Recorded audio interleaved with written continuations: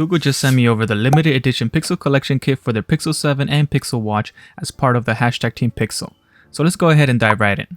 So first off, we got this greeting card from Google, and the next item is this very large microfiber cloth to keep the devices clean from fingerprints. It's got a nice pattern going on, and no, you won't find this in their online store.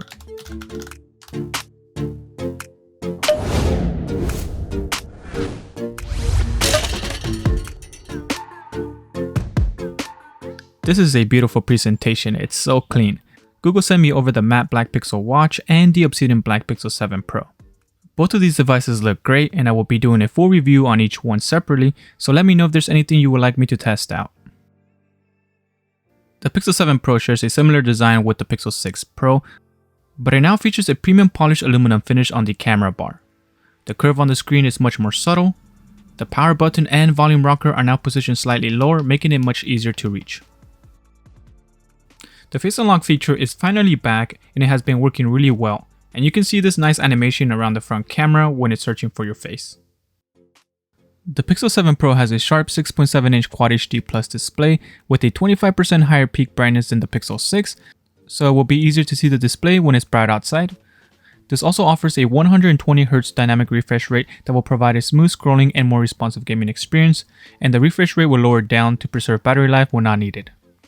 This has a 5000 mAh battery, the same size battery that the Pixel 6 Pro has, but with the new Google Tensor G2 chip, I'm excited to see how much improvement there is in battery life. I'm also excited to test out their triple camera system. I am most excited about the improvements in the video recording. So that 5x telephoto lens and super red zoom is pretty awesome. Here's a few pictures that I captured with it. This managed to catch a pretty clear image of these birds mid-fly with a 30x zoom. The birds were not only flapping their wings, but they were also moving away from me, and it managed to get a clean shot of them with not much blur.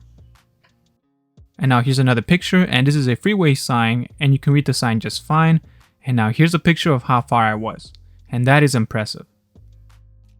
The macro shot feature is also pretty cool. The automatic transition is nice. When you get close to an object, it automatically switches to the ultra wide lens to get that nice macro shot. I believe it must be within 3 centimeters of distance.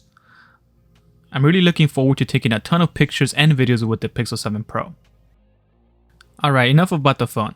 Now let's take a quick look at the Pixel Watch, and this looks amazing. It looks very sleek with the round display going all around the sides, but I am concerned on how the glass on the sides will hold up since I do tend to bump my watch against a lot of things. So I bought a case off Amazon that will be getting here towards the end of October, so hopefully it looks good with it. Alright, so let's go on to the screen now. The thick bezels are not very noticeable since most of the background is black and it just blends in. You will also notice that most of the watch faces tend to have a black background, and the only time that you will notice the bezels is when you're looking at it in direct sunlight. Now I do wish that Google offered this in a 44mm case with a slightly larger display size. And here it is compared to my Mabo TicWatch Pro 3, and you can see that it looks kinda small.